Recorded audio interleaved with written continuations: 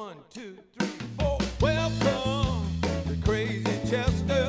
Welcome to Crazy Chester. Crazy Chester's Radio Hour. Welcome to Crazy Chester. Welcome to Crazy Chester. Crazy Chester's Radio Hour. Yeah, Crazy Chester's Radio Hour. Crazy Chester's Radio Hour. Welcome to the Crazy Chester Radio Hour. I'm your host, Andreas Werner, record producer, songwriter, composer with a Muscle Shoals heart. But those who know me also know I'm a huge fan of the band and Levon Helm, and their music has influenced me greatly. It's no coincidence that my podcast is called Crazy Chester Radio Hour after a character in the band's immortal song, The Weight. And I'm so glad and honored and blessed that my path intersect with a lot of musicians that played and worked with the band and Levon. I even got to play at the barn with Levon's band, which was just a treat and an honor beyond belief. And whenever I can talk to somebody who's part of the band's ecosystem, I'm super thrilled. And my guest today is Eoff, a great bass player and just a wonderful cat. Ron was born in Oregon and raised in Springdale, Arkansas. He was a member of the Cate Brothers, who worked extensively with Levon Helm before joining forces with the band when the band reunited in the early 1980s. And Levon's nephew, Terry Cagle, was the drummer in the Cate Brothers. That's another connection. Fayetteville, Arkansas, y'all. Since moving to Nashville in the late 1980s, Ron has recorded or played live with Jo-El Sonnier, Tracy Nelson, Delbert McClinton, Jimmy Thackery, Kevin Gordon, Patrick Sweany, Steve Conn, David Egan, and many others. And the Cate Brothers collaborations with Jimmy Thackery are very, very, very good, and they do some really, really great stuff, including a record that consists of Eddie Hinton covers. And you know I'm a huge Eddie Hinton fan too. So we recorded this interview a few years ago at the Creative Workshop in Nashville, and since we talked, we lost both Terry Cagle, drummer of the Cate Brothers, and Jo-El Sonnier. At the time of our conversation, they were very much still alive, but now they are certainly sorely missed. And now, without any further ado, let's get to my conversation with the great Eoff. Welcome to the Crazy Chester Radio Hour, Ron. Thank you for being my guest today. I'm glad to be here. I'm glad I got here almost on time. It's working out pretty good so far.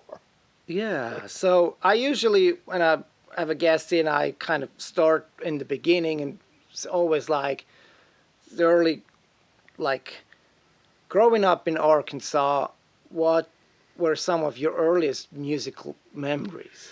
Well, I'm going to even go back a little further and inform, in case you didn't know, I was actually born and raised in Oregon.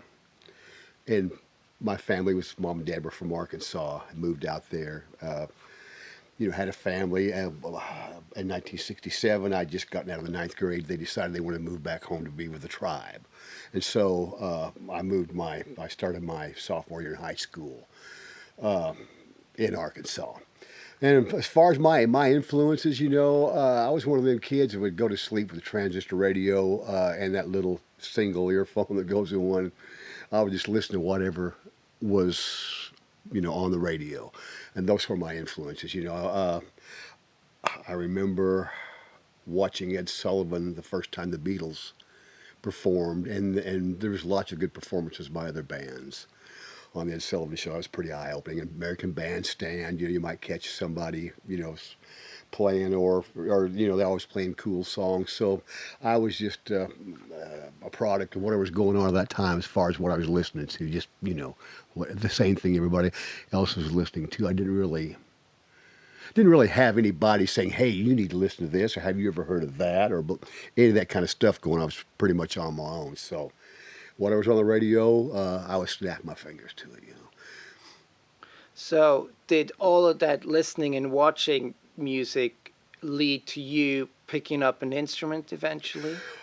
In the fifth grade, we took some kind of music aptitude test of some description, and I scored fairly high, and so I was offered the opportunity to maybe try out for band or orchestra. And what that entailed was, I think a couple of times a week, a school bus would pull up in front of the school. You'd wave goodbye to the rest of your classmates. You'd go get on the bus, and they'd take you to junior high, and where they had a band facility and an orchestra facility. So I ended up, for whatever reason, I leaned towards going towards the orchestra thing. And when I got in there, I didn't have any idea, but I saw these big uprights hanging, I thought, God, those are cool. So that's what I ended up. I started playing the upright classical music when I was 10 years old. And I played the upright. I played an orchestra. Even when we moved to Arkansas, they also had an orchestra program. So I continued on. And played for 7 years. I played classical music until I think it was my junior year in high school. Some guys approached me and said, "Man, we have a band, but we don't have a bass player. Can you play bass, electric bass?" Because they'd seen the orchestra maybe playing some assemblies or something like that. I said, "Yeah, I can play some bass. Have you got one?" "Oh, no, I ain't got no bass." But I got one from Earl Cate, who was working at a music store at that time.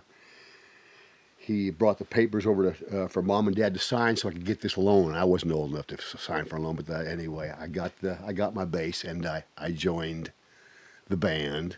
Our senior year, we won the talent contests, and I just I kind of knew that's what I wanted to do, was play music, and you're seeing things like, watching the Ed Sullivan Show, the Beatles and the Stones and the Doors and the band and whoever was on. Just like, God, that looks like so much fun. That's what I want to do. So, I got in a band my junior year in high school, and I never stopped. I just, plowed ahead, and here I am. I'm still doing it. Do you remember what that first bass was? Yes, I do. It was a Gibson EB3, and I didn't know much about bass guitars. I picked one up at the music store, and it's short scale. It felt pretty nice, And I look around for amplifiers, and I see this custom 200. It's black, tuck and roll, a 215. I thought, God, that looks cool. So again, nobody to guide me, but maybe you ought to be looking at some Fenders and whatever, It's just like I was on my own. So yeah, that was my first rig, was the custom and the EB3, and I regret to say I don't have that bass guitar on the front end. It was kind of you'd trade and do different things, but I wished I had my first bass guitar back. I'm hopefully still out there banging somewhere, but I don't have it. I think maybe from the third bass I ever bought on, I have them all, but a couple of the early ones got away from me. Yeah. Was it difficult for you to switch from upright to bass guitar? Not at all. And that's 4 strings that plays just like an upright. Actually, maybe a little easier. It's not quite as big and bulky. It's fretted, so you can see exactly where you need to put your fingers and so forth. I didn't even think anything about the transition. It was like it's going from this to strapping one on, and away we go. That wasn't much of a problem, really. Yeah. Was your classical training, did that help you in the beginning, or was that for you almost two separate things, the rock and roll and the classical? No, I think it helped a bunch. You're getting ear training from, we had, I think we had orchestra about every day, at some period late afternoon at school. So every day, rosin up the bow and read music and play and see what it feels like to make music with other people, and, learning how to read and all that stuff. So no, it was good training for me. It really, I was quite prepared when the time came to switch over to electric bass and start playing. I started, liking classical music less and less, and rock and roll more and more. So I was kind of glad to depart from that. And I'm a child of the '60s, and the hippie movement was on, long hair, peace, love, whatever. I was glad to be part of that movement. It was a lot of fun. Yeah. What was some of the early, like, repertoire in some of those early bands? What kind of Oh stuff man, did you... boy, we were a garage band. We kind of into psychedelic music. We even had a cat that he wanted to do lights for us, and he built some stuff. Would do these light shows behind us with amoebas and all this stuff. So we are kind of into psychedelic music. I remember we doing Hendrix, Amboy Dukes, early Bob Seger. Eat a ton of Velveeta, no, Inagata Devita, yeah, that's it. And just, all that psychedelic Blue Cheer. I just saying, again, I had nobody saying, maybe you ought to be listening to some Muddy Waters, or you ought to be listening to so totally just along for the ride. Somebody said, let's play this one, we'll count it off, let's learn it and go. But that's kind of psychedelic music, really. Vanilla Fudge. I can't remember what I... What was the Cate Brothers your first, like, original material band you played in, or did you play in a band before that was largely... No, pretty much the Cate Brothers was when I really, got into a band on a record label, making records, recording and stuff, writing. The Cates, I was a fan. Like I say, Earl Cates sold me my first bass guitar, and 6 or 7 years later, I was playing in the band with them. But yeah, that was when I kind of first got exposed to having to come up with stuff. You're part of the deal now, and you got to have contribute, play bass to these beautiful songs they've written and make it sound good. And but they've been writing songs, for a long time. I mean, by the time I got with them, they had been on some smaller labels and recorded some records before they signed with Electra Asylum. I believe that was 75 when they signed with Electra Asylum. Where they've done some 2 or 3 records prior to that on smaller labels, Yeah. So they've been writing for a long time. I think Earl told me that the first time they walked out on a stage was 1960. Yeah, it was the first time they played on stage in front of a crowd. So by the time I got with them, they were salty veterans. Yeah. Yeah. How did you end up with them? I had moved to Little Rock, I think, in '73, and was playing at this place called the Gaslight in the basement of the defunct Lafayette Hotel, a tall hotel, several stories, downtown Little Rock. It had been condemned. It was no longer open, but the Robert Trout ran the club down below, and it was still open, kind of a speakeasy vibe. Matter of fact, it was a strip joint. And I played there for a couple of years, and our hours were 10 to 4, one night off a week. 6 sets a night, 6 nights a week. Strip show every other break. That's... and so I was playing with that band for a couple of years. Great band, really good band called Cherry Brooks and the Hot House Tomato Boys. Crazy name, but we played just funky stuff, R&B stuff like that. But anyway, that band broke up, and I was sort of in between when I got a call from Earl and the bass player that they had at that time. They'd parted company with him, and for whatever reasons, and we're in search of a bass player. And Earl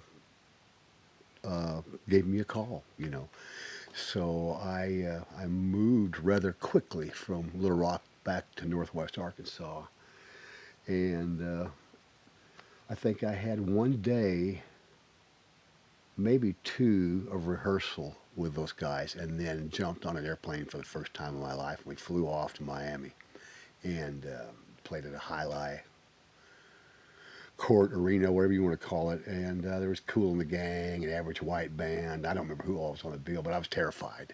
I'd never played in front of the crowd like that. I did just learn the songs, I can remember them. All of a sudden, I'm on the stage, and there's like all these people, and I'd never flown them. And I'm in Miami, never been there before, so I got a kick in the seat of the pants. Let's go, and there you have it. So that was Earl and Ernie and you. Was Terry Cagle the drummer already? Yeah, Terry was Terry. Levon Helm was playing with the Cates when and in Northwest Arkansas there was an older club called the Rockwood and some other places around that Ronnie Hawkins and the Hawks would come and play. And anyway, early on, Levon was playing with the Cates, and then somehow Ronnie Hawkins heard him or whatever, and offered him a gig, and Levon decided to take it. So he told Earl and Ernie, man, they all knew who Ronnie Hawkins was. Well, Ronnie's offered me a gig, and fellas, I think I'm gonna jump on it. So, but he said, I've got a nephew, and I've been showing him some stuff on drums, and I believe he's gonna make a drummer, and that was Terry Cagle. And Terry was 15. I went and heard him play when Terry hadn't been with him long. He's 15 years old. That's when Terry started playing with him, and he's 67 now, and he's still playing with him. Yeah. Yeah. Yes. So were you aware of Levon and that connection when you joined them?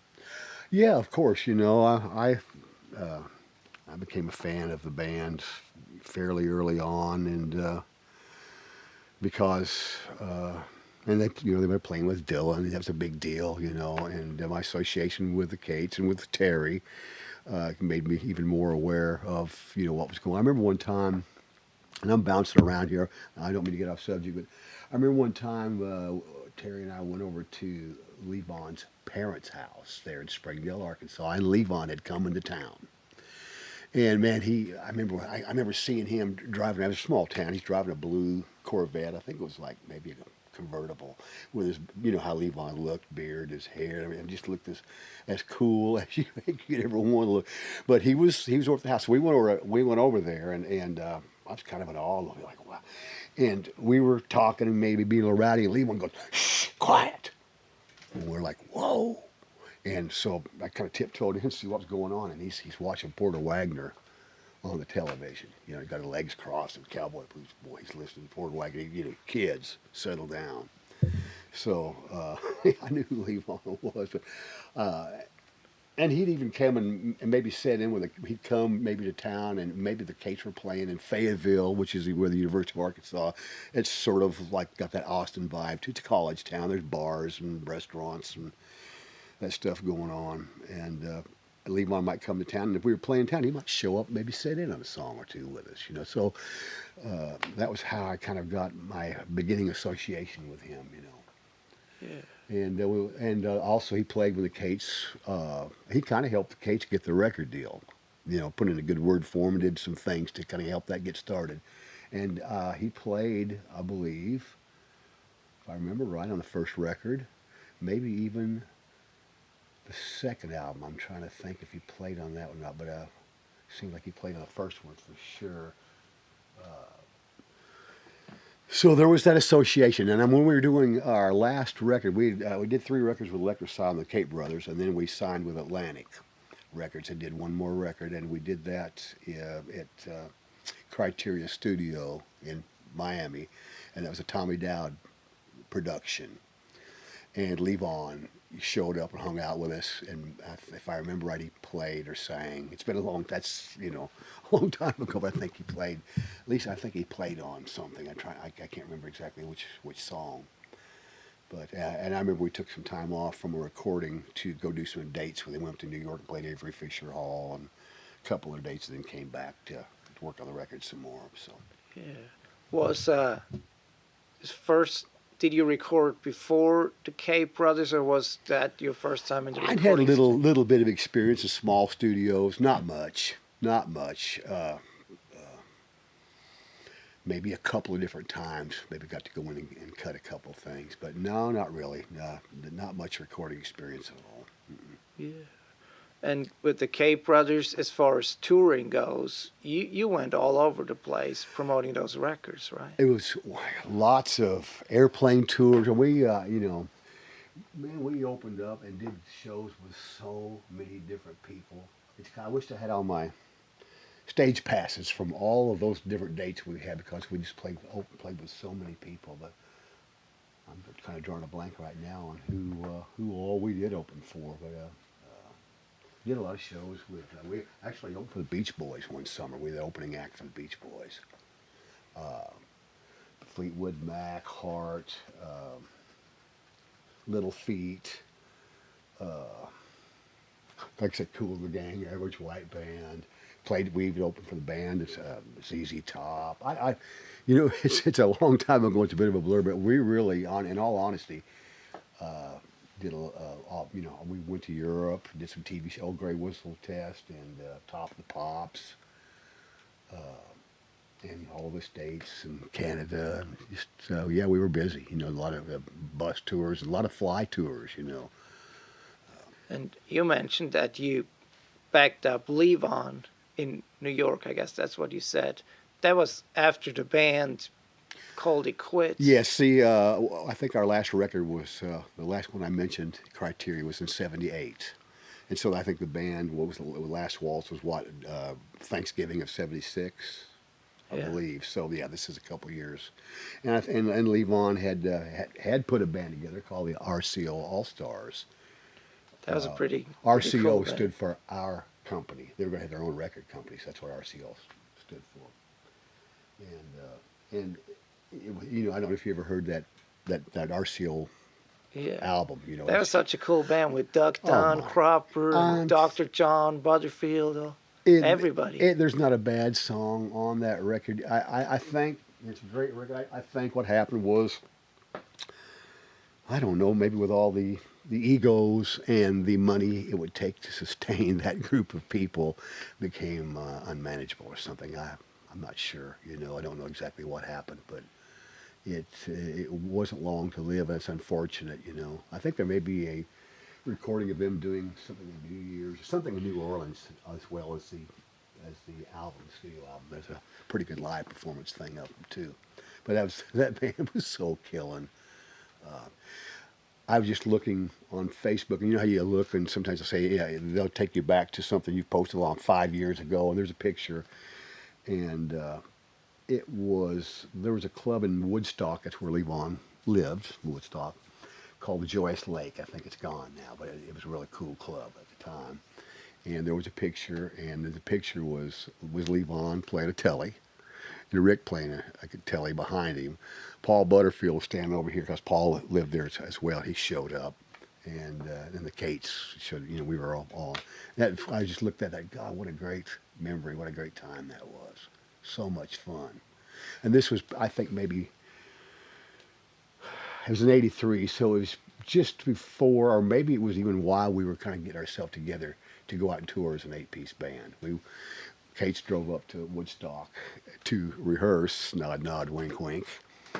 And we spent about 3 days, and we'd play a song every once in a while, and then we'd chill out, relax, and, you know, tell a few jokes, and maybe later on have a bite to eat. Well, let's play another one. It's one of those kind of deals. But we did that for 2 or 3 days, and then went up to Halifax, Nova Scotia, and started this 3.5 year thing we did with the band.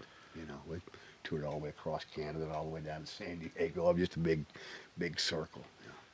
What was that Levon's idea originally, to kind of combine the Cate Brothers and the remaining members of the band? It had to be, you know. I mean, I don't think it would. You know, I don't think that Robbie was going to get invited back because there was just some, you know, bad feelings. You know, there'd been some things. We all know the story. You know, not everybody was happy with the way that all turned out. You know. Maybe musically, but maybe financially, royalties and credits and blah blah. It seems like there was a bit of a disagreement there, so it didn't look like that was going to be an option, was to get Robbie back. But I don't know. I don't know if those guys really wanted to quit or not. Well, that's sort of, I guess, from what I've gathered, you know, it was Robbie and Scorsese were good friends and hanging out, and this movie project came along, and they took it, and it became The Last Waltz, and it was over. But maybe that was Robbie's concept. Maybe he was tired of the road and tired of whatever. But I don't know that the whole band as a collective unit all just wanted to wrap it up and say we're done. I'm not so sure about that. But it happened, you know. And then the guys would they were all out kind of free, doing their own thing. And I don't think it took much to spark, man, fellas, what are we doing? Why don't we get back together? Let's continue on. So Yes, to answer your question, I think the guys all knew the Cates back from when I was talking about when they would come to Fayetteville and play the Rockwood Club. The Cates might play in the same bill or come see him play. Everybody knew each other. But I think it was Levon because we'd been playing with Levon after the last waltz. We started playing with Levon. Just came back to the Cates and we started playing all over. And then they regrouped in '83. So we had 4 or 5 years of playing with Levon under our belts. Then they decided maybe get back together. And when it came to the guitar chair, I'm thinking that Levon said, "Hey, I've been playing with the Cates. Let's just bring them in, and we'll all live happily ever after." So Terry and his uncle Levon on drums, Earl and Kate, two bass players, Rick Danko and myself, which was pretty interesting. But Rick ended up playing a lot of guitar too. He had a big old Gibson acoustic, which he would play part of the night. He might have had sometimes maybe he had Telly down there he might play. And then he had his Gibson Ripper and his SVT stack. And man, he showed me what some old school rock and roll and tone's supposed to sound like. He played with a pick, a lot of palm muting, but he just had that old school way of playing stuff so cool and great tone and pretty loud. And he taught me a lot. So with two bass players and I mean I always felt not worthy, but I'm part of the Cates and Levon saying Cate Brothers, all y'all, come on. So here we are, two bass. I just try to stay out of Rick's way, when we're playing bass. I just try to keep my parts simple or maybe double something he's doing or whatever, but just try to stay out of his way. Because Rick was kind of a busy bass player, played really all great stuff, but he could and kind of had a herky jerky look when he's playing, very untraditional in his style playing bass, but it's documented. All you gotta do is put a record on, listen to it, and it's like, it's the best. So I just try to stay out of it. And then if he put the bass down and put something else on, well then I could loosen up a little bit. Oh, I don't know how much I ever loosened up playing with a band. It was like, it was a lot of fun, but it's just like, God, am I holding it up? Am I pulling my weight with this bunch? Man, this is the band I'm playing with, So you're always thinking, am I pulling my weight? Am I doing a good job? I don't know. Apparently I did okay, I think we lasted 3.5 years as an 8-piece unit, before. And it probably, economically even made more sense to they ended up getting Jimmy Weeder. He came out, and so we had Earl, Kate, and Jimmy for a while. And then they decided, man, at this point, I think we're going to go 5 pieces, which I can completely understand. But that being said, there's some stuff documented of us as an 8-piece band that you can watch videos. We did one, as I said, we went up and rehearsed with them for 3 days. Then we started a tour in Halifax, Nova Scotia, worked our way all the way across to Vancouver down to. And I think when we got to Vancouver, there was a place called the Commodore Ballroom, I'm thinking, where they were approached about doing a live performance video you could later on rent and watch and so forth. And so we did it. And that was our 10th show. And man, I'm pretty proud of it. I just thought for our 10th show, by the time we got to that far along, I thought we were sounding pretty good. That's my own humble opinion. Yeah. And I bet there are some pretty interesting stories from your time on the road with the band too, offstage stories. Yeah, I mean, again, it's been a while, but it's just the best bunch of guys to hang with. They just they're just regular cats. I mean, they're superstars, but they didn't look at it that way, They're just regular guys. They would just tell jokes and cut up and do crazy stuff and mess up or whatever, just as much as the next guy. But it was a gas. It was an honor. I look back on it and can't believe that I was even a part of being able to do something like that. Just blessed. Yeah. So when that collaboration ended, did you go back and do the 4-piece for a while? Yes, we did. Man, we all were raising kids, house payments, car payments, utilities, got to buy food. We need a check every week, just like everybody else. So yeah, we went right back to. We don't think we missed a lick. And playing with the Cates, I can remember. I mean, we worked every weekend. You know, every. I remember there were lots of years where we would take off 2 weekends a year. One in the summer, so if somebody wanted to go on a little short vacation, and maybe one around the Christmas holidays. Other than that, we were probably working 50 weekends a year, and we did that for a long time because we, like I say, we just blue collar musicians. When we got families and we got all these, things, we have to have a check, so we worked. So yeah, when that happened, man, we didn't. I don't think we missed a lick. We just came back and looked at each other and said, man, was that not a gas or what? 3.5 years went by pretty quick. And here we are. So where are we playing next weekend? I got a couple calls I'm going to make, and bang, away we went. So. But you didn't go back into the studio with the Cates for a while, right? It's been Well, that's yeah. Okay, so we're talking probably sometime in '86. That's when the band and Cates parted company, and in 1988. I had an offer to come to Nashville and play with this cat, and a Cajun accordion player named Jo-El Sonnier. I had a friend of mine that came to hear the Cates. We were playing in a club called George's in Fayetteville, great club. He took me out on break and said, man, listen to what I've been doing in Nashville. He'd moved to Nashville sometime prior to that, and the trumpet player played some horns on this album. And it was Jo-El Sonnier, who I had met out in California because him and Garth Hudson were very good friends. As a matter of fact, they used to have a band together, maybe out in L.A. with Sneaky Pete and Albert Lee. I don't know what all. They had a band. So, I mean, Garth was well aware of who he was. And actually, we played out in L.A. one time, and Garth invited Jo-El Sonnier to come sit in with us. So here's this Cajun cat comes up in the middle of the show and brings out one of the Cajun accordions, and he's very Jo-El. I don't know if you're familiar with Jo-El. yeah. Very energetic, a really good singer, great accordion player, and came out and played a couple. And I thought, damn, that was interesting. Well, anyway, then we moved to 1988, and so this friend of mine's playing me some songs off of Jo-El's record that he's just come recorded for RCA here in Nashville, and he's doing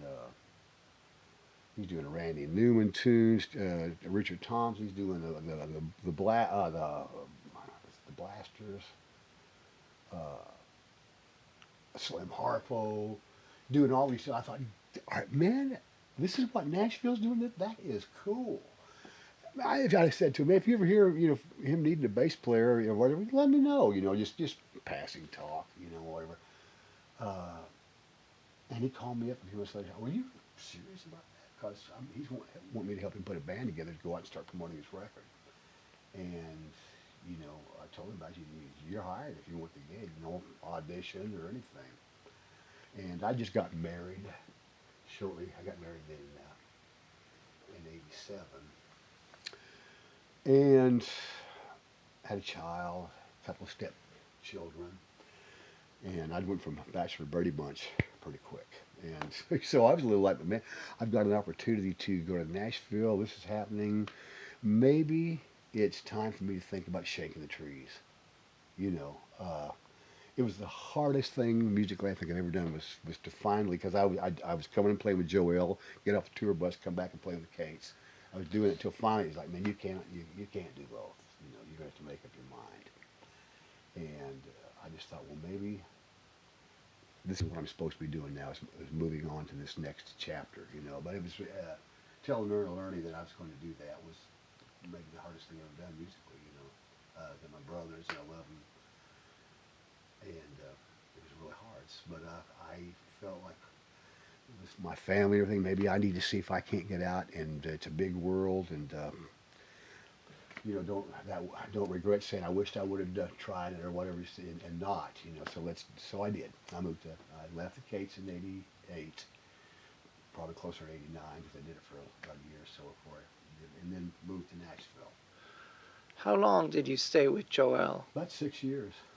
almost 6 years. Yeah. And that was always great bands. I guess Paul Griffith was the drummer Oh, for Randy Liego. Yes, David Egan, who's Louisiana. Oh, I love his songwriting Oh, too. David is, bless his heart, he was such a consummate, I mean, he's such a student of the piano and that whole New Orleans, Louisiana flavor. Such a student, you know, and he wrote great songs. And they had John Jackson playing guitar at that time, who later went on to play with Bob Dylan. It was a cool band, you know. Then when John left, we got Joe McMahon. That's a whole nother story. And you're still playing with him occasionally too. Oh, we meet. Joe and I are yeah, we're blood brothers. You know, he was just a pup when. Let me just put it this way: a situation occurred where we were getting ready to hit the road. We were the tour bus, and we didn't have a guitar player. John was no longer, you know, going out with us. It kind of some things happened, and bam! So all of a sudden, man, we got to go. We're heading to Texas, so we don't have a guitar. And David Egan's saying, "Well, I know this guy lives in Dallas, you know, but there's nobody knows there's a pre-cell phone." So we drive, we get to the truck stop, jump out, go to a payphone. He'd call, nope. And we did this several times until we finally got a hold of Joe. We had a gig this night and didn't get home till wee hours, 2 o'clock in the morning or whatever. Finally got home and said, Joe, we got this gig and this gig. We don't have a guitar player. You know, man, is there any way that you could show up? Because I think David had been telling Joe, man, you ought to be listening to some of this Jo-El stuff. David and Joe McMahon went back. They had been playing together some previous to that, so they were friends. And maybe David told you, I've been listening to some of this stuff. It's really good. So maybe Joe had been listening to it, or maybe he crammed really hard. But he did show up that next night with a Strat and an old Marshall Plexi, all Echo Plexis, all this cool old, which was like, man, check out his gear. Look, he's just a kid, you know. But he jumped up and played 2 or 3 nights with us, and he ended up riding that bus with us back to Nashville. And Jo-El decided, well, probably ought to have some guitar auditions. So he had Joe to come and hang out, and then he had various guitar players come shuttling in, and maybe one would play a couple songs. He'd say, Joe, come over here and play and show him how this goes. So when the smoke and dust settled and all the guitar players had auditioned, Joe, you're hired. So Joe went back and got his wife and child and moved back to Nashville, and Joe's still here. So that's how far back we go. That was almost 20 years ago, maybe 18 years ago, something like that. We've been knowing Joe. What was your next step after Jo-El?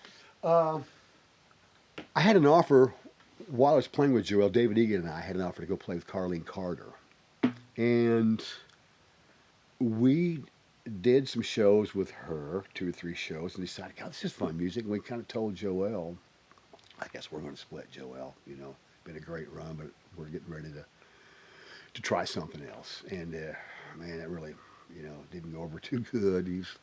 Jo-El's a very soft-hearted guy, and he felt bad, and he asked us to attend auditions as well. You know, and so we watched a parade of keyboard players and bass players come in.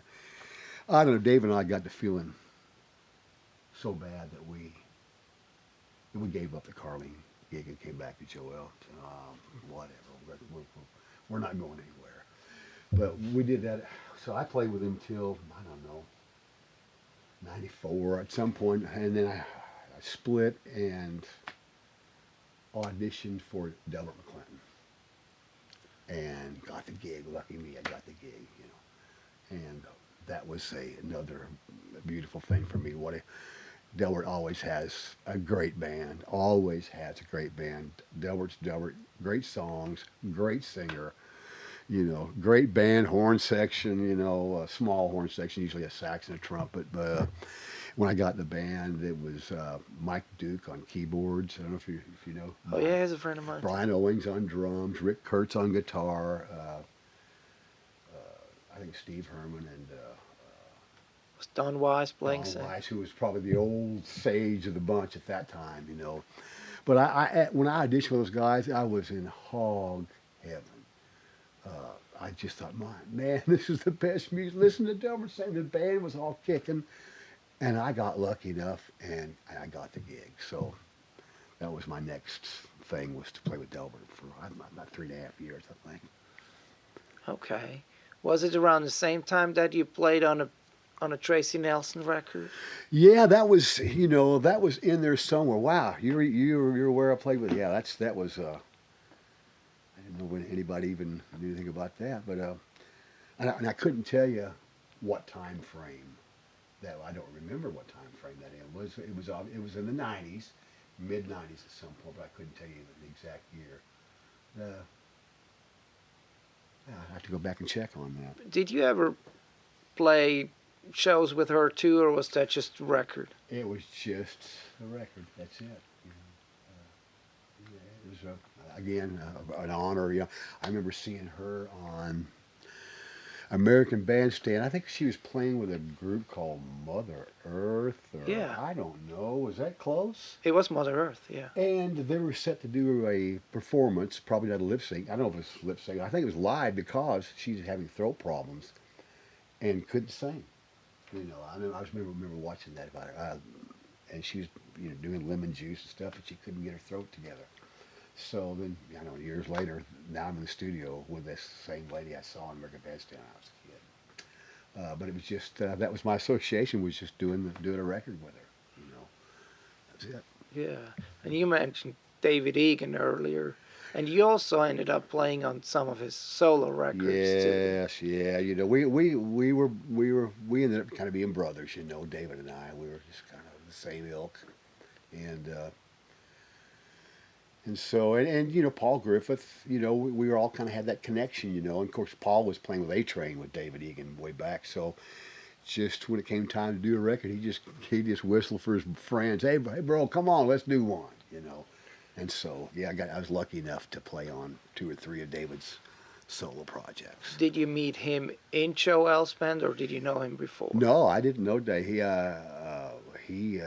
when he got hired, at that time he was playing with a band called Egan and the Yat. It was just Dave on piano and maybe a little organ up on top, and Mike Sipost, who everybody called the Yat, straight out of New Orleans drummer. So they had a duo going. So I was aware of them, but I'd never really met him. But he got hired, and next thing I know, I'm looking over on stage, and I'm playing, and the next door over to my left shoulder is Dave playing. And it's like, man, listen to Dave play, so good, so good. Yeah, I love his songwriting. It's just one of his techniques, and I don't know what's that. He liked to horse racing. He liked to handicap horses. Just novice. I mean, not just like an addiction or anything, but he enjoyed. But he also would be known to steal a name for a song off of, maybe look at the names of the horses running a certain race. God, that's a cool name for a horse. And he'd come up with that's my song. I'm gonna write a song. This is the title. So he actually, he rolled that way once in a while. He'd do something like that. But great songwriter. I just loved his songs. Great, good lyrics. Great lyrics, and the tunes just, they were so fun to play. So that was a joy, being able to work with Dave. Yeah. So, did you have another steady row gig after Delbert? Well, let's see. I kind of freelanced after about 3.5 years. I was out on my own again, and just kind of bounced around doing this and doing that until 1999. That's when I got a call from Earl and Ernie saying, "Man, we're here. We are again. We're short a bass player." And so I'm thinking maybe it was around 97ish, somewhere in there, between 97 and 98, when I wasn't playing with Delbert anymore. So I was kind of freelancing. And then in 99, I got a call from Cate saying, "Would you be interested in coming back and playing with us?" And thought about it. Yeah, that'd be a gas. My situation is I live in Nashville now, and y'all are still based out of Northwest Arkansas, which is 560 miles west, and a 8 to 10 hour drive, depending on how fast you drive. So I said, okay, and I wasn't really sure, wow, how's this going to work out? So I just commuted. I drove and played the gigs and then drove back home. And there may have been expectations, well, I don't say may have. I mean, my wife would love to have moved back to Arkansas. Uh, I was hesitant for, I thought, I didn't know, I had questions, I don't know how much longer Earl and Ernie are going to consider playing. They probably don't know either, but if they were to decide to ever hang it up, I'd be there, and I don't know exactly what I'd be doing musically because it's a great town, but it's not Nashville, Tennessee, which is, all kinds of stuff going on all the time. Fayetteville's a smaller town, and I maybe was a little nervous about what if I moved back and just a few years later they decide to retire or something, and then what am I going to do? Whereas I'm here and I've got connections and things going on, and not that I'm a major player or anything, but I'm networking and it's feeling pretty good to me. So I just kind of kept putting it off and kept commuting, and it turned into 8 years of me driving 1,120 miles round trip every weekend by myself, jump in the Cate's band van, go play gigs, get back to Northwest Arkansas, get my van, and drive back to Nashville. So when I got done, my van had over 500,000 miles on it. Yeah, it's still sitting in my house. I can't let that old van go. We kind of bonded all the time. I'm a night driver because there's less traffic and everything. So and I'm just a night owl anyway. So I did not. I drove the graveyard shift. I'd roll into Springdale, which is right next to Fayetteville. That's where the Cates actually live. I'd roll in at 6 or 7 in the morning, drive all night. And but I did that for 8 years. Yeah, every weekend, or pretty much every weekend. I don't know how I did it, and I don't think I could do it now. I'm a little older now, and I think I could do that. But you're still playing with them. Yeah, as a matter of fact, I'm playing with them Memorial Weekend. They retired in 2007. We played New Year's, and we brought in the New Year, and that wrapped it up because Ernie, the lead singer, keyboard player, and just decided, man, it's time. And a couple of 2, 3 years previous to that, we'd been playing a small town not far from Fayetteville, Springdale, 45 minutes to an hour drive, windy roads in the Ozark Mountains to a little town called Eureka Springs. Don't know if you've ever heard it or not. It's nicknamed the Little Switzerland of the Ozarks. It's a very old city built on the side of the hills there, so there's very narrow roads curving up, just in no particular order. Roads going everywhere. It's turned into a kind of a touristy. It's a very interesting, one of a kind place. It'd be hard to find another town like Eureka Springs. Got the haunted hotel on top of the hill and all this. Really, anyway, we've been playing there. We played Eureka Springs a lot. They always had some cool, fun places to play. We were doing a weekend, and we always pulled a trailer, for the longest time with our equipment in the back. So we played the gig, and we were going to be playing the next night. I guess it was going to be a Friday night, and we were also playing at the same club Saturday night. So we're driving home, 45-minute drive. Maybe it's 1 o'clock in the morning. Pulling an empty trailer, taking our time, curvy roads, dark, whatever. We're just shooting the bull. And out of nowhere, it's real curvy and hilly. A car comes at a high rate of speed around this corner, downhill and around a corner, and hits us head on. So we're in a head-on collision, and Ernie was driving. Earl was riding shotgun, and I'm riding behind them at a bench seat. And Ernie got hurt. Out of all of us, Earl didn't even have his seat belt on. He's riding shotgun and walked away from the head-on collision. I was in the bench seat, and I remember sitting there, and I saw this car come, and I just had enough time to duck behind the shotgun seat, and it seemed like it took a few seconds to happen, but it was pretty quick. Bang! And until you've had a head-on collision, you can't imagine, what that feels like. I thought, this is it. It's over. We're all going to die. But we all walked. Every one of us walked, except that the driver of the car got hurt really bad. So I think that maybe we already got hurt out of all of us, and he had some recuperating to do.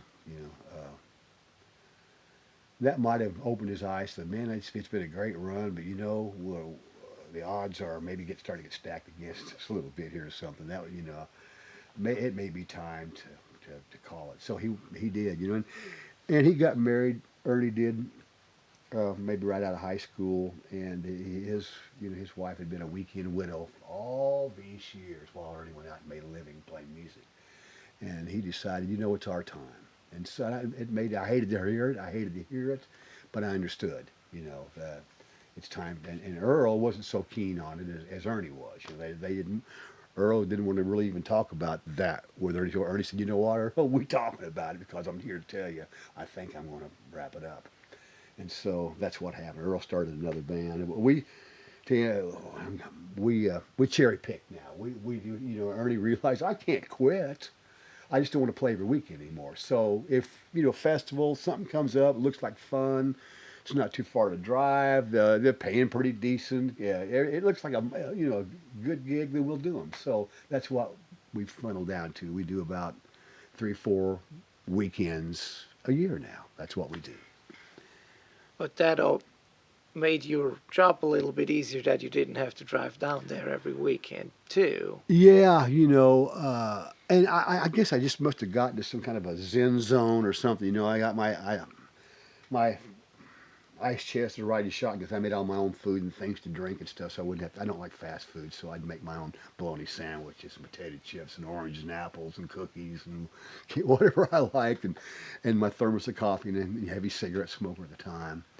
So I crank on some good radio. I got food to eat if I get hungry, coffee, and roll. I got into a thing where it was no big deal. I could just do it. And now in hindsight, I look back and go, how did you do that? Because even 3 or 4 times a year when I make that drive now, it's like, man, this is a long drive. This is, a 9-hour drive easy if you take your time. It could turn into 9.5 or whatever, but it's. So yeah, I'm glad. I hate that we're not playing together so much, but I'm sort of glad to have that steady drive behind me. Yeah. And somebody you're playing with often over here and touring too is Kevin Gordon, another great songwriter. Yeah, How did you hook up with Kevin?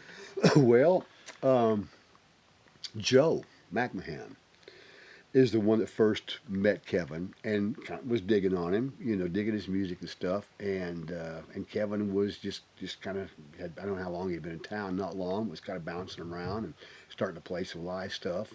And so they become friends. And Joe started playing with him and said, man, Ron, you got to come hear this guy. I'm going to play with him, Kevin Gordon. And so I did, and he introduced me. And next thing you know, Kevin's he's going to need a drummer and a bass player and maybe a guitar player and or a keyboard player, whatever, or a trio. But he's going to need some cats. And I got into his stable, which is everybody's got to have several numbers at every musical instrument position. If you call, I can't do your gig, I'm out of town or blah, blah, blah, you call the next cat. So you start getting to these stables. I got in Kevin's stable and I started getting calls. And I love Kevin's music and tried to make sure whenever Kevin called, I was good to go, and so that was, we've got almost 20 years in, maybe 18, something like that. Probably not quite 20. We've got a long time together. At least 15 years of playing with Kevin on and off. And Kev's doing Kevin's doing a lot of solo stuff these days, and it's really he's really turned into a great solo. I don't know if you've seen Kevin just playing by himself. Really good, and I understand that in the new millennium here that economics sometimes dictate. Well, maybe you can afford to take a band out, or let me look at the gigs. Maybe you can't afford to take a band out. The pay for bar bands, club bands, whatever you want to call it, is not really kept up with the cost of living. So I think out of necessity, Kevin had to learn how to become a solo artist, and he's done quite well. But he still, I know I got some gigs with him coming up in June and July. And I'm always glad to have Kev give me a shot because I dearly love playing his music. I'm a big fan.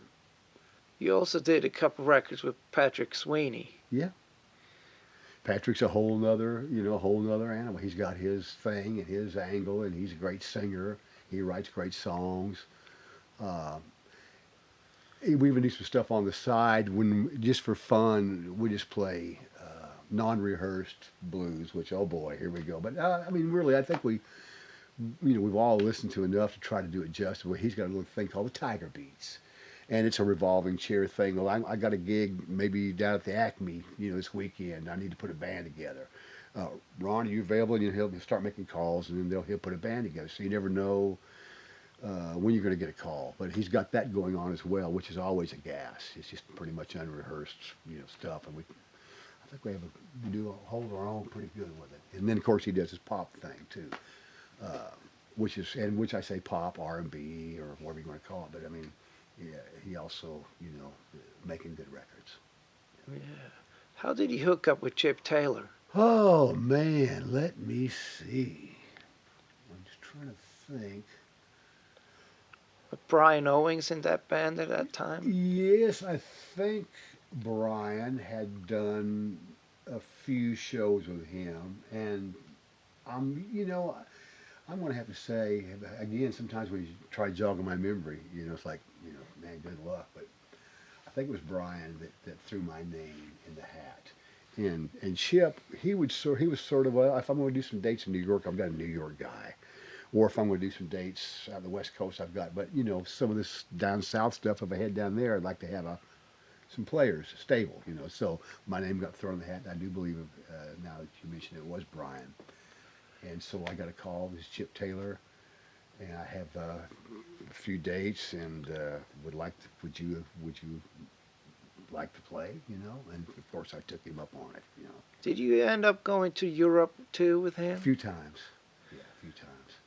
Yeah, he made that record. I think it's called Rock and Roll Joe. Yes. And I guess a couple of those songs are kind of band creations. You got some songwriting credits on that stuff. Boy, those checks, when I get those things in the mail, man, it's hard to spend it all one day.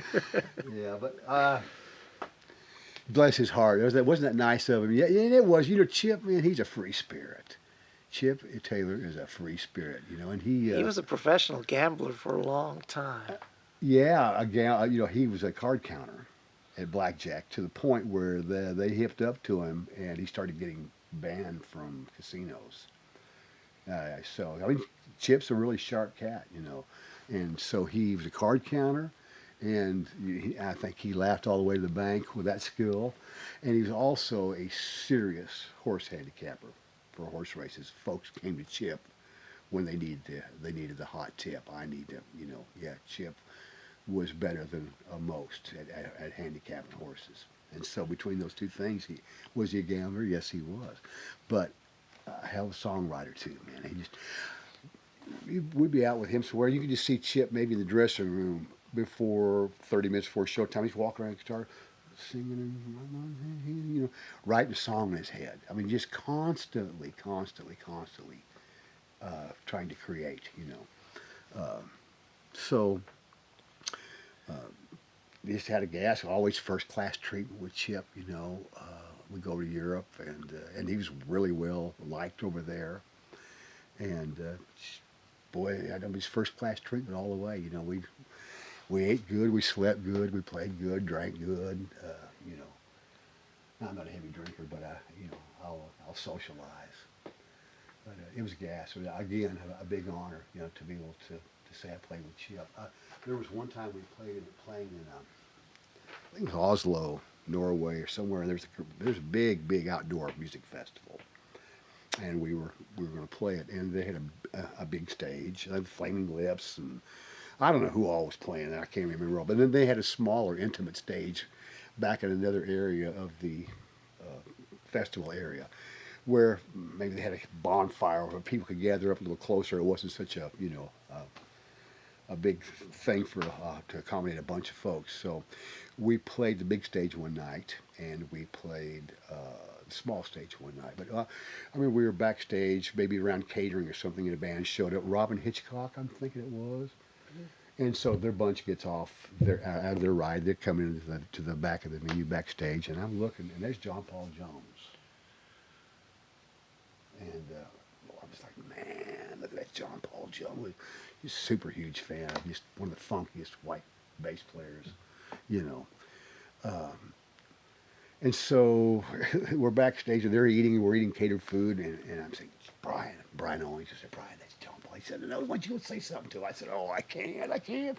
You know, I don't like German people, you know, but Brian kept on me until I finally, oh, shucks, all right. So I went up and just, man, John Paul Jones, I don't mean to bother you. I just wanted to tell you, you know, how much I think of your bass playing and your music. And he was the friendliest guy. Next thing he was got his arm around, we were taking pictures. And it's that kind of thing. And I still have that picture. It's like, man. The next night we played at a small stage, and they had played just before us. And John Paul wasn't really playing bass guitar a little bit, but he also played, mandolin and lap steel. This, you know, he's playing a bunch of stuff. He doesn't just play bass guitar. He plays key. I mean, he plays a lot of things. And they hung out for our set. And then Chip Taylor invited them to come up and play a couple of. And one of the songs, of course, is going to be Wild Thing. And I thought, oh man, you know, I'm going to let John Paul Jones play my bass. You know, I'm going to get some of John Paul Jones finger grease on that, and I ain't never cleaning my strings, ever. So I'm taking my bass. I said, no, man, you play. I'm going to play mandolin. Really?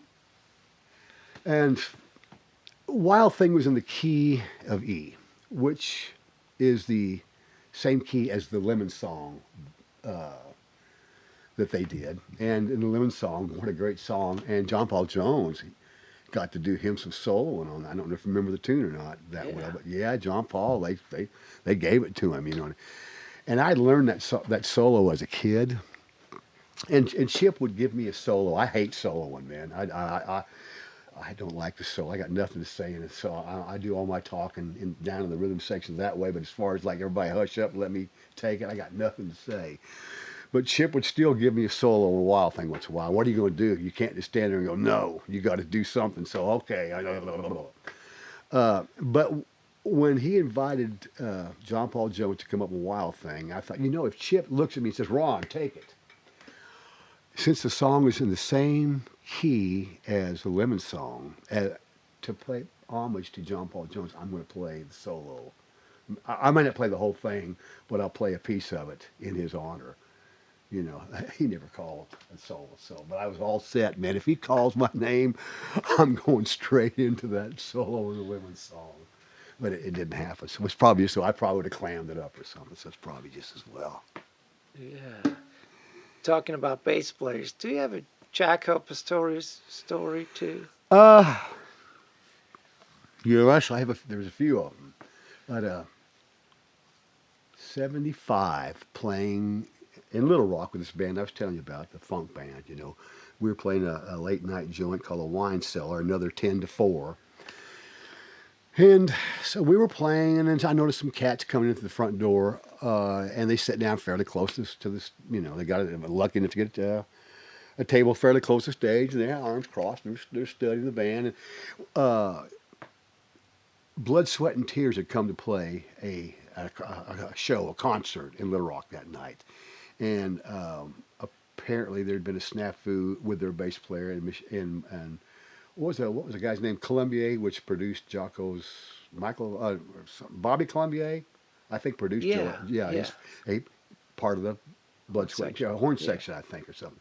He'd produced Jaco's first solo record, so he asked Jaco to come play, and Jaco come out and play with Blood, Sweat, and Tears on the Road. So that whole entourage, or not all of them necessarily, but a bunch of them came to the after hours joint to listen to some music and have a cocktail or two. And so, you know, I see this guy, you know, and with his arms crossed, sitting there watching. So we take a break, and he says, "Hey, come over here, come here." He said, "Yeah, man, I'm really digging on the band. You know, y'all sound good. Man, my name's Jaco Pastorius. I'm the best bass player in the world. You've heard it. You've heard the quote. You've heard it. I heard it. He said it." And I'm like, wow. I didn't know Jaco Pastorius from SpongeBob, you know. Who's Jaco Pastorius? But we talked for a little bit, and he said, "Man, you got a fretless bass?" And I said, "Man, I don't. You know, I get the playing an old Precision, just a regular one. Would you mind if I sat in?" No, I thought, yeah, I want to hear this. You know, get up and play. And he did. And I think he got up and sat on a. We did a version of What's Going On, not Marvin Gaye's, but Donny Hathaway. Donny Hathaway did a live on his live record with Willie Weeks playing that. We kind of did that version. So that's the version that they played. Called it off, and he played. You know, and I think he probably heard the song, what's going on, but he was doing his thing. You know, and there was lots of chops and up and down the neck, and maybe played one other song, and then he said give me the bass back. I got to play. They stuck around, and we took another break. You know, and so I thought, well, I saw him play, and he's pretty damn good, you know. But I mean, is he the best bass player in the world? Man, I don't know. You know, he said he is. You know, he said we talked, and he said, man, why don't you come back to the hotel with me? I got some rough cuts of my new solo record. You know, I'll play something for you. And at that point, you know, I just thought, well, best bass player in the world. It's late, and I think I'm just going to go to the house. So it's really nice to meet you. Nice talk. You play great, man. You know. So okay, well, just remember my name, Jocko. Okay, Jocko. Have a good night. And so I went home, and I'm buying a lot of records at that time. Still buying vinyl, and I'm in a record store. Not too long after that, and I'm going through the jazz section, and all of a sudden I come to this album, and there's Jocko's face on the front. I go, there's Jocko, that cat. You know, and I picked the album up and turned around, look at the back, and then look at the credits. You know, there's Herbie and I don't remember all you know, tons of the heavyweight folks. I went, God, really? So I bought it and I took it home, and I took the plastic off and I pulled it out of the sleeve and I popped it on my turntable, lowered the arm, and by the time I finished that record, I wanted to sell all of my equipment and start selling shoes. I'd never heard anything like it. It absolutely blew me out of the water. And I thought, you know what, man? As far as electric, there's great jazz, upright pop. As far as electric bass goes, I don't know that. And Alphonso Johnson had been playing with the Weather Report. I mean, there were some good electric bass players. There was, you know. But he was coming from another angle, and it was pretty deep, you know. So I was convinced. I met and blew him off a little bit, the best bass player in the world. Now I have heard him speak, and he talks loud. And it wasn't too long. It was actually when we were doing that record in Miami, the Cate Brothers, and we did that little short break from our recording to go up with Levon and play Avery Fisher Hall in New York and a couple other dates, and then come back. So we flew back. I'm down waiting on my luggage down below at the airport. I look over at the next luggage conveyor belt, and there's Jocko and his girlfriend standing there. I went, God, there's Jocko. And everybody's looking around. He looked over at me and pointed at me. Hey, come here. And he actually remembered, which kind of blew me away, you know. And I went over there, man, I'm head down, pigeon-toed, standing going, boy, you know, man, Jocko, I know we met, you know, when we talked and everything, and I didn't know what to make of you, but I'm just telling you, when your record came out and I played your record, you are the best bass player that I have ever heard, and I just, you know, can't tell you how much I love your playing. He ended up inviting me to come to a Sunday recording session that he had been invited to do with a French jazz keyboard player named Michel Colombier, not to be confused with Bobby. Yeah. But I don't know exactly how you spell, but he has a French jazz keyboard player. So he said, don't tell anybody, just show up by yourself. Okay, so I got to come to Criteria. So we weren't recording that day, we had the day off, and watch Jocko play in the studio. And it was the kind of thing where he'd take the music and he'd have to open a page and spread it out in like 3 pages of stuff, you know. And I watched how I got to see him work. I got to nudge the engineer out of the way. Here, I'll dial in my tone, because he's not playing through an amp or anything, you know. He played through the acoustic 360, but he was no amp. So he's plugged in, I'll get my tone, thank you. And so he dialed up, and then he plays and dials, okay, let's go. And he goes through the thing once, twice, maybe with a stop or two. Okay, let's do a take. And so I'm sitting in the control room at a couch, and they roll, and he is playing his ass off. I said it. I cursed. I couldn't help myself. He was looking at me while he was doing it, winking and smiling, kind of like, check this out, you know, wasn't that cool? He was that kind of mischievous. He had that sparkle in his eye, but he was just playing so well, and he'd say, "Hey Ron, what do you think?" He wouldn't say it, but you knew it. He said, "Check this out," and just again blew me out of the water. And it was a good hang. I got some pictures. I got some pictures with him at the studio there. I still have them at the house. And then one other little quick story is the band was playing. I think it was Poughkeepsie. I don't remember the name of this old club. At that time, I think he had maybe either left Weather Report. He had a band called Word of Mouth or something like that. His own band. And they were either playing after we finished our night, the next night, or they had played before us and decided to hang out. I don't remember the circumstances. But he come and hung out with us with the band that were showing, and he came back to Levon's barn and hung out with us that night. And Levon, that barn was a great, that's what a crib that was. It had a great kitchen with a fireplace. Oh, everything's so rustic. So Levon calls me aside and says, "Man, I got a little bit of moonshine that somebody gave me. Why don't you take this?" And you can all, because we're all sitting at a table bullshitting and whatever. And, let everybody have a snort or two. Now, don't let a big fist fight break out or anything, But, I mean, offer it up, and so I did. Rick's sitting here, and Jock was sitting across from him, where there's various people sitting at the table and around the table, and so I pour him a little glass of that. And there's all kinds of BS flies late night, and Jocko would look at Rick and say, "Sir, what happened to you, man? You used to play." And Rick goes, "Well, listen, mister, if you'd slow down, we could hear the notes, maybe we'd figure out what you was playing, if that was any good or not, And it was all tongue in cheek, but a little winking and nudging, and even at one point, Jocko reached over and took Rick's moonshine and set her down. That was that kind of thing. And he got so drunk, we had to carry him to a couch. But earlier, before we had done that, I was questioning him about a song. He played the soul album, and I said, "Did you do this in 2 takes?" "No, I just did it all in 1 take. I did the song. It was basically playing these harmonic thing in 5/4, weird time signature, and it sounded like 2 bass players playing, but no, it's just me by myself." And then he showed me something on piano, and he was actually a pretty proficient piano player and great drummer too. But anyway, after the moonshine kicked in, we had to carry him over to the couch, and he passed out. And then when I woke up, I was looking forward to waking up and continuing on with maybe our conversation. Woke up, he'd gotten up earlier, and he just just disappeared. Nobody knows. He just walked out the door and disappeared. And I'll do that. Then I'm going to make one more quick story, because you asked, and I might as well tell them. They're fun to tell. We were playing in Fort Lauderdale, the band was. We got to the club. The dressing room was over the side of the stage. Walk up steps, you're on the stage. We get there. There's Jocko already waiting on us in the dressing room, and so we had a great visit. Get to talk and visit with him and stuff, and then it was time to go. So.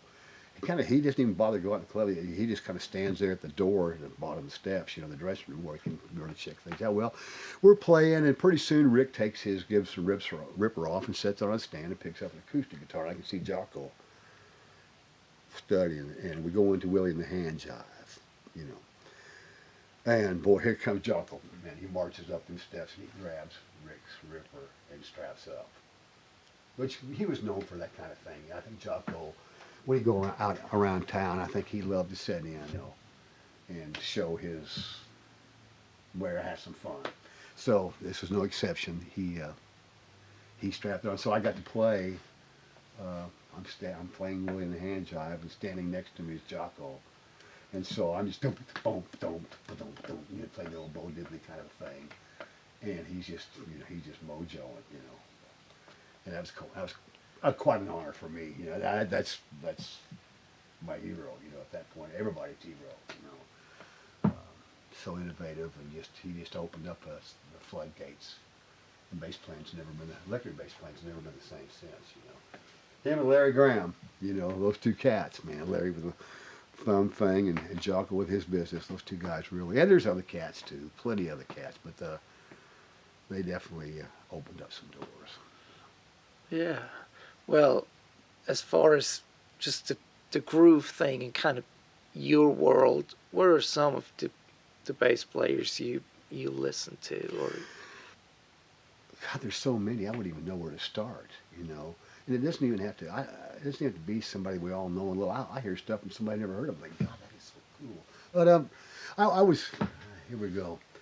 When I first when I first got in the garage band, and we were kind of into psychedelic music, I kind of took a shine to a cat named Tim Bogert, who Yeah. was the bass player for Vanilla Fudge, and then they went on to play with Cat. Jeff Beck too. Yeah, my favorite. I got to see him play with Jeff Beck. That him and Carmen Apsey, the trio. That was cool. But and on Vanilla Fudge, they had their own little concept of how they approached. But Cactus was probably of the things I got to hear Tim Bogert play. I don't know if you ever heard much Cactus or not. Yeah. That's the one for me that really did. I really liked his bass playing. He had a big influence. Of course, McCartney, James Jamerson. And on and on. I mean, Duck Dunn, David Hood. I mean, all the cats are playing all the good stuff. I was trying to tune in as much of it as I could. So I had a lot of influences from a lot of different people. Rick Danko, well, better back. Don't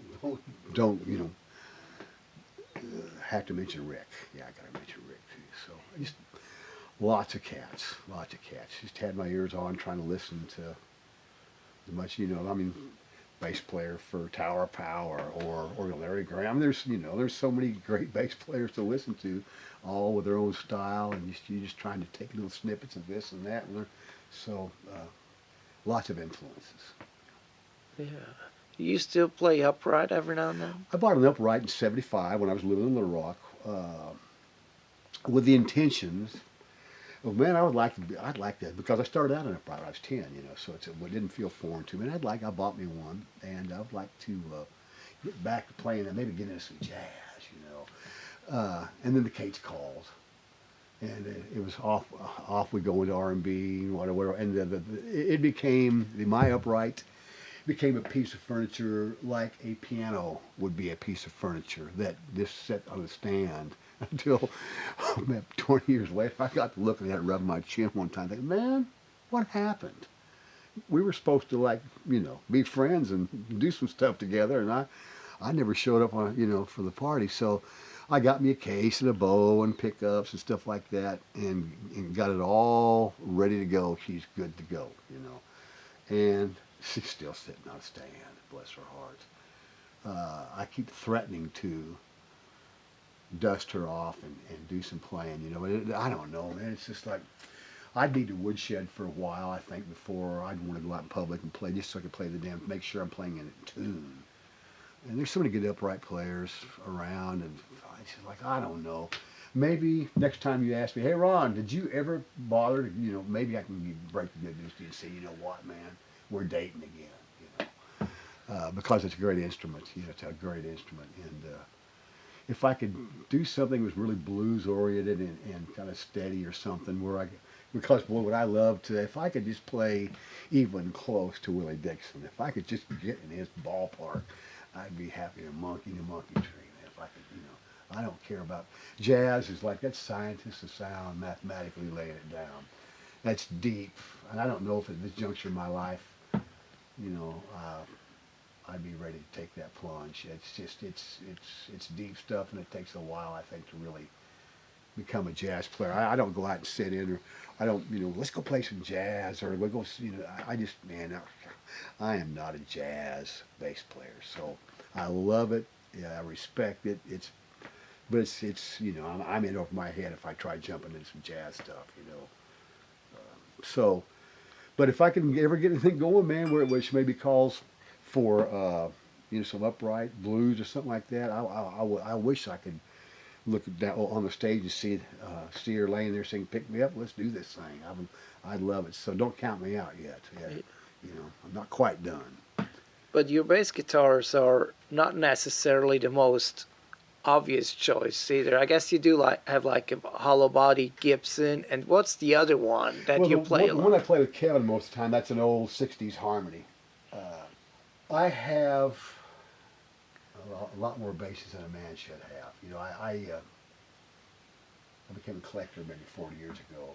Or maybe it was actually a pack rat that developed into or a hoarder or something. But I ended up kind of collecting old vintage bass guitars.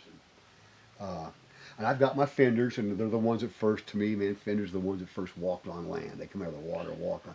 I mean, if you're a bass player, you better have a Fender somewhere in your stash, or two, you know. But there are lots of other great bass guitars that make a thud, you know. And that's all I'm interested in. There's so many guys that are doing the great popping, slapping.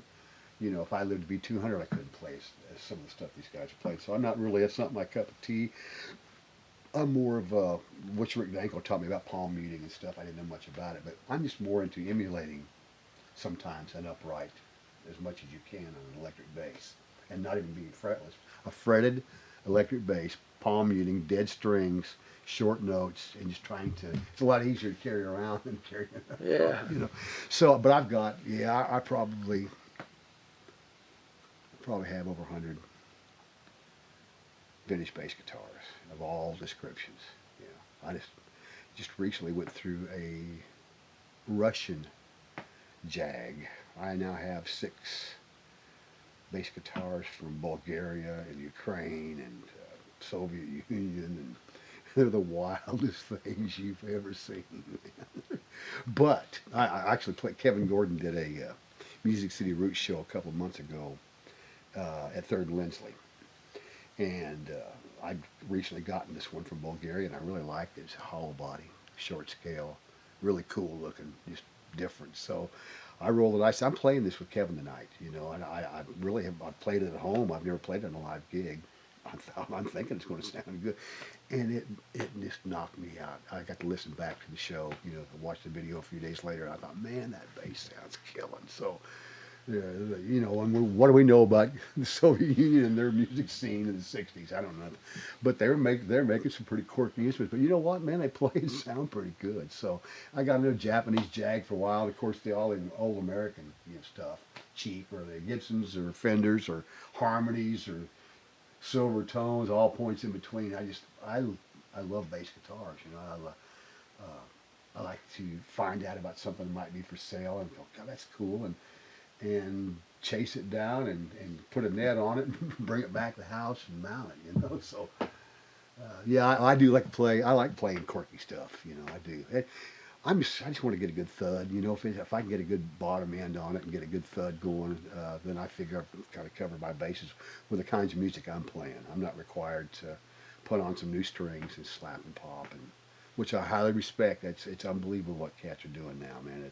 I really respect the time it takes to develop those kinds of techniques and stuff, and it sounds cool. But it's not going to happen for me. So. Yeah. Well, thanks so much for spending this past hour with me and sharing all these great stories. You know, in the beginning, you were like, I'm not sure if I have enough story to fill like the space, and I was like, don't worry about it. There's going to be plenty. I warned you once you get me to start flapping my gums, you know, it's going to be hard to get me to stop. But I don't know who am I. I'm just another bass player, you know. I just play bass and sweep up after the gig like a lot of other folks. So I hope there was something I said that made sense to somebody in some kind of way. I've enjoyed visiting with you, and you've asked me some fun questions, and I hope I answered them and got in the ballpark. Yeah, well, and you've seen so much. And, you know, one thing that I always appreciate about musicians, it's you can talk about technique and somebody be, you know, lightning fast, but I'm interested in kind of hearing the personality of the player in the playing. And to me, that original twist is so much more meaningful in a way than anything that could, you know, it's just like, if I just hear the technique, that kind of where it loses me. I want to hear the soul, and I want to hear the... I'm there with you. You know, for me, I mean, I'm 66 years old. I'm old school, you know, and yeah, that's sort of what strikes, you know, it's close to home for me. And that's what I like is, and believe me, there's plenty of folks that play like that, and their personality comes out, they're playing, and it's like, man, I'm loving what I'm hearing. I couldn't have thought to play like that in 100 years, you know, but this cat's this is just his personality coming out of his hands, and it's so cool to hear how his approach is. But yeah, less is more sometimes. I don't mean to be putting down chops. I don't mean to be putting down chops, man. Slapping, popping, fast playing. I mean, I just like, man, that is. I can appreciate what the time and effort it takes, dedication to be able to do that. On the other hand, it takes time and dedication to develop your own style, whatever it may be, and and do that. So I know I'm not the best, and I know I'm not the worst. I'm just in there somewhere, and that's good enough for me. All right. Well, thank you so much, and I wish you just all the best of luck for whatever may come your way. Well, right back at you. Yeah. Thank you for saying that. Thank you. Thank you.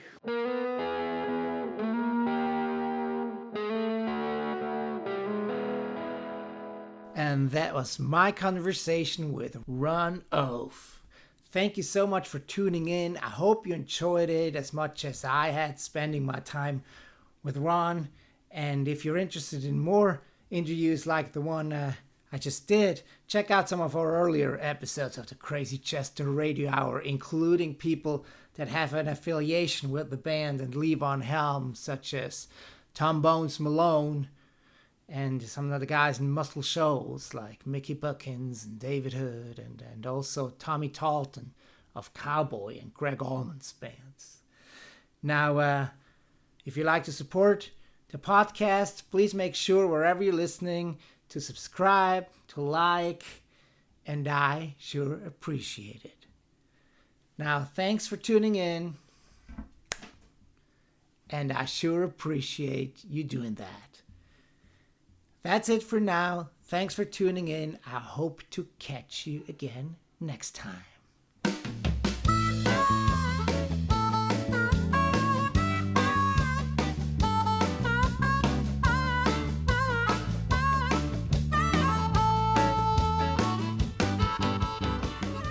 Crazy Chester Radio Hour was created and produced by me, Andreas Werner, producer, songwriter, composer with a Muscle Shoals heart. The theme song is performed by Jimmy Hall of Wet Willie and the Funky Chester Rhythm Section. It was recorded at Creative Workshop Studio in Nashville, Tennessee. You can find out more about the podcast and myself at crazychesterrecords.com or on Instagram at crazychesterrecords.